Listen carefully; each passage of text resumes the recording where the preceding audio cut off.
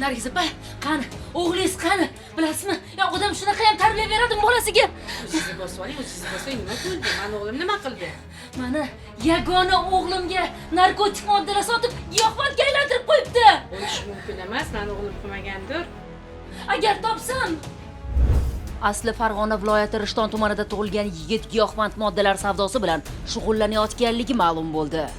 Bizga taqdim etilgan ma'lumotlarda aytilishicha, Farg'ona viloyati Rishton tumanida yashovchi 2000-yilda tug'ilgan shaxs Jizzax viloyati Mirzacho'l tumanida joylashgan Yerjar mahallasi fuqarolar yig'ini hududida 15 million so'm evaziga jami 30.7 gram og'irlikdagi gashish giyohvandlik moddasini sotish vaqtida qo'lga olingan. Holat yuzasidan belgilangan tartibda tegishli hujjatlar rasmiylashtirilib, ayni paytda tergovga qadar tekshiruv ishlari olib borilmoqda.